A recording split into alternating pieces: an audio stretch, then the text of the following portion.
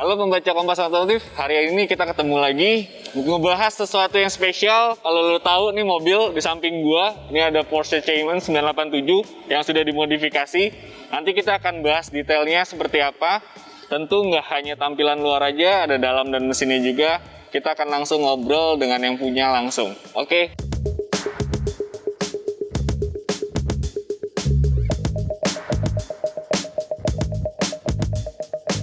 Nah, sekarang kita udah ketemu langsung sih sama yang punya mobil ini. Viral banget sampai diliput ke media luar. Ini dengan Mas Carok. Mas Carok apa Mas CRK nih? Carok bro, Carok. Carok yang bener ya. Jadi penjelasannya gimana tuh? Iya, jadi gue dipanggil Carok itu dari SD bro. Oh gitu? Jadi dulu tuh Carok itu punya makna bro. Jadi Carok itu Chandra Jorok. Oh iya. Jadi waktu kecil kan parah gitu. Jadi namanya masih kecil kan.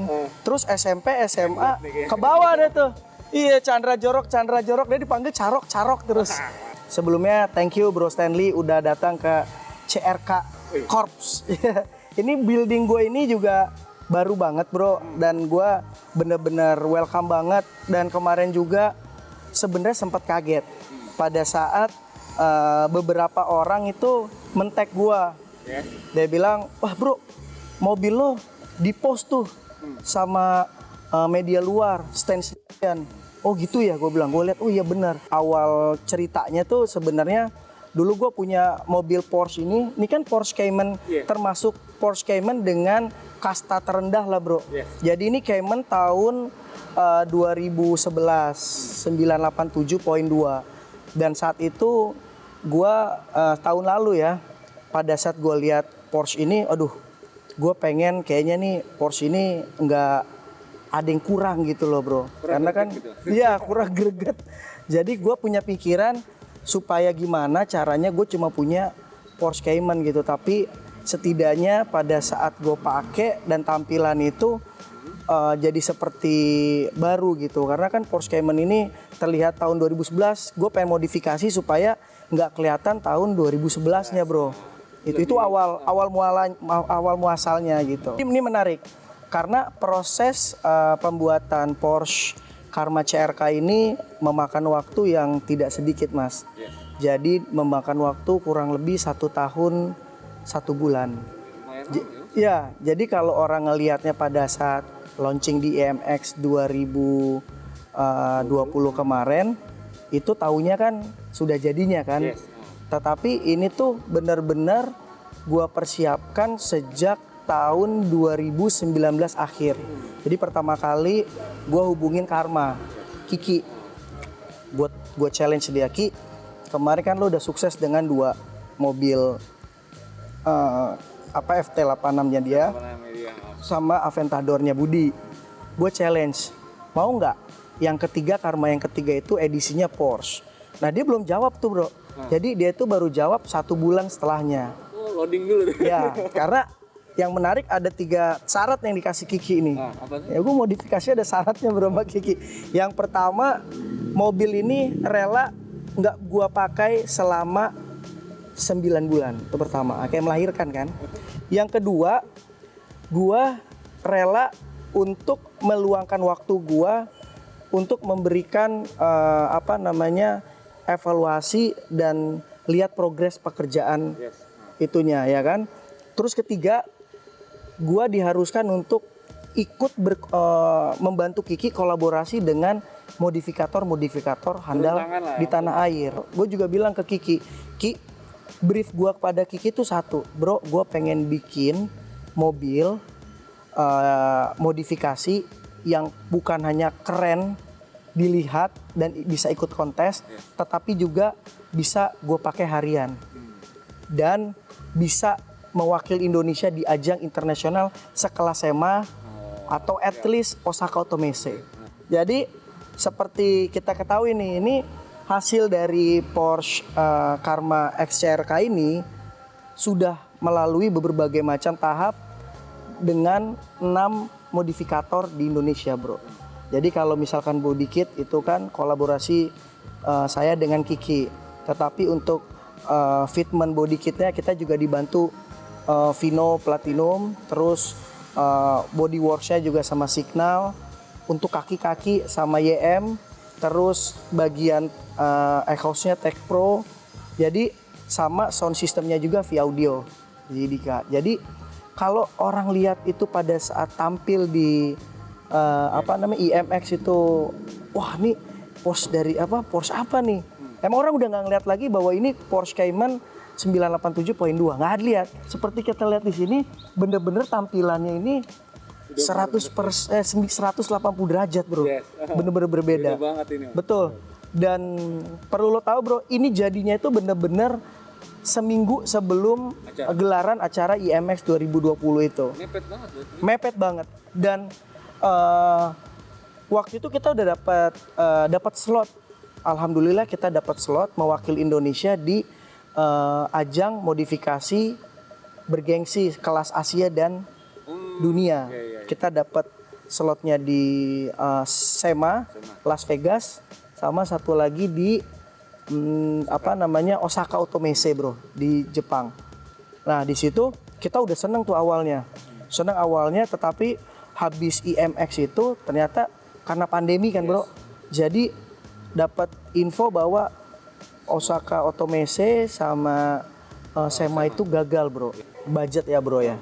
Jadi budget ini kurang lebih sebenarnya nggak sampai 1 miliar bro, tidak sampai. Tapi yang mahal itu sebenarnya bukan dari parts, bukan dari modifikasi secara produknya, tetapi perjalanan operasional sama karena ini karma body kit pertama di Porsche, jadi kita mempunyai sebuah mencari fitment yang sempurna bro. Jadi sebenarnya ini fitment mobil Porsche ini udah 3 kali mengalami perubahan bro. Jadi ketika perjalanan dalam 1 tahun 1 bulan ini bukan hanya udah 3 bulan sempurna gitu. Jadi kenapa memang harus 9 bulan, itu ada proses bro di situ. Jadi setiap 3 bulan gue melihat bagaimana proses mobil gue ini, baik dari body kitnya. Setelah sempurna body kit, kita juga fitment itu ke kaki-kakinya gimana bisa sesuai dengan tampilan yang gue mau. Dan yang paling ribet ini adalah sisi dari wingnya bro. Ketika semua orang memakai wing yang look racing, tapi kalau gue mengadopsi ini kan termasuk tipikal mobil supercar ya. Tetapi gue mempertahankan karakter sportnya ada, tetapi tetap elegan. Ini memang mobil Jerman, tapi rasanya tuh rasa Jepang gitu loh. Jadi looksnya lo lihat. Jadi dari mulai si peleknya itu juga lo lihat, gue narik sopan, nggak terlalu chamber. Ya betul. Nggak terlalu chamber, tetapi looksnya itu kalau bahasanya Kiki sama gue tuh narik sopan, ya kan? Terus kemudian yang kedua, yang semua tampilan dari body kit gue ini tidak ada yang asli dari 987. Nah, jadi menarik bro Stanley. Jadi mobil gue ini banyak yang bilang cat. Nah, mobil gue ini stiker sebenarnya. Jadi pakai stiker warna merah, tetapi yang bikin glossy ini adalah lapisan coatingnya. Nah, jadi ini di coating di top coat.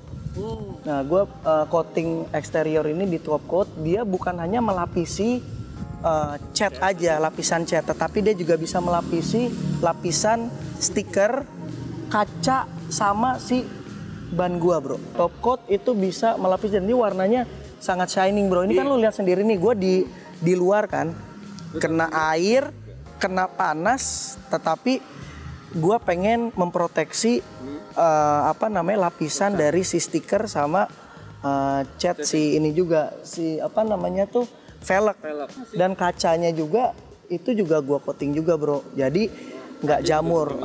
Dan dia tahan lama banget bro. Jadi pada saat sekarang kan musim hujan ya, jadi gue semudah gue cuma ngelap aja itu, dan dia tuh kalau gue nggak lap, misalnya hujannya malam gitu seharian, gue tuh punya ngelap itu dia nggak meninggalkan jamur. Kaca bening gue pakai 20%, lo lihat tuh bro. Jadi gue sengaja memang kenapa gue pakai kaca 20% dari Masterpiece, karena pertama Masterpiece ini bisa mereduce bukan hanya cahaya tetapi panas dari luar. Itu di dalam kok bener-bener adem dan gue nggak silau. Kenapa gue pakai kaca 20% supaya gue bisa mengekspos dari interior gue bro. Lo lihat di dalam itu kan interior gue rubah semua tuh. Dari mulai dashboard tuh gue ganti semua bro. Gue lapisin pakai Nappa leather, pakai red stitch, terus ada kombinasi dari karbonnya juga. Tempat duduknya itu gue pakai Recaro RMS. Nah bawahan gue kan pengen tetap menggunakan sebuah brand yang berkelas gitu bro. Jadi bawahnya itu gue menggunakan karpet dari si first class. Jadi first class itu biar gampang dibersihin aja sih bro. Dia kan nyaman juga di kaki kan? Bener, dia jadi tapi kita gampang dibersihin juga bro. Dia kan udah, dan dia benar-benar enaknya dari si karpet tersebut gue mudah dibersihkan juga dan tidak menghilangkan unsur elegannya juga bro. Ya, dan enaknya lagi gini bro, kalau lo car enthusiast sekarang kan zamannya pandemi ya. Lo tuh nggak perlu kemana-mana. Jadi lo tinggal ke Mako Group. Jadi dia Mako Group itu dia mempunyai beberapa unit bisnis untuk one stop entertain si otomotif itu bro. Jadi solusi masalah gua dari coating, terus detailing, terus bagaimana menjaga kaca sama semua eksterior gua tetap itu. Dan dia juga punya servis untuk si interiornya itu bro. Jadi mereka punya layanan home service juga. Jadi cocok lah buat zaman sekarang bro. Karena kan kita nggak berani bro keluar bro. Jadi gue tinggal telepon dia tuh yang nanti range waktu dulu. Kira-kira bisa kosongnya kapan dan nanti tim yang profesional akan datang gitu bro. Engine ya. Nah, lu apain nih om? Nah ini menarik bro. Jadi banyak orang yang bilang tampilan dari modifikasi engine-nya bagaimana. Ini untuk Porsche ini gue tidak memodifikasi apapun. Gue cuma menambahkan ersas aja. Gue menggunakan dual kompresor dari pakai airlift. Terus kemudian gue pakai dual kompresor.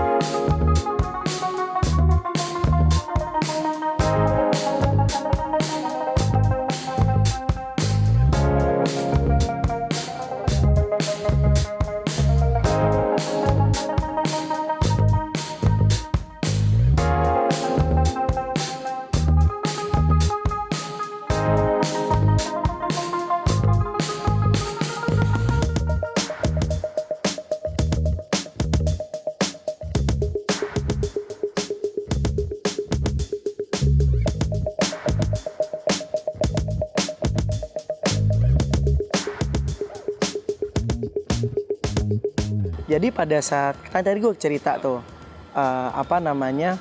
gue sedikit kecewa sebenarnya sama tim ketika mobil yang udah gue persiapkan 1 tahun ini tidak mendapatkan kesempatan untuk dipajang di ajang modifikasi kelas dunia dan Asia tersebut. Gue punya pikiran, gue pengen punya sebuah medium bagaimana bisa mobil gue ini mendapatkan sebuah wadah dan mempunyai sebuah momentum untuk bisa dikenal. Akhirnya gue bikin lah short movie bro. Short movie, sebenarnya short movie ini bercerita bukan bikin film seperti, karena gue bukan produser film kan bro. Nah ini hanya sebuah film pendek bergenre otomotif tapi menjelaskan dari spesifikasi kendaraan mobil Porsche gue sebenarnya kayak gitu bro. Konsep awalnya seperti itu. Bahkan karena respon positif itu, gue berpikir bahwa wah ini banyak banget follower sama netizen tuh bilang coba dong bikin kelanjutannya. Wah bener, jadi bikin aja kelanjutannya, bikin web series. Ada yang bilang bikin layar lebar. Waduh seru juga tuh. Nah makanya jadi seperti yang Bro Stanley tadi bilang, project Crazy Fast Indonesian ini sebenarnya benar-benar sebuah project fun aja sih bro.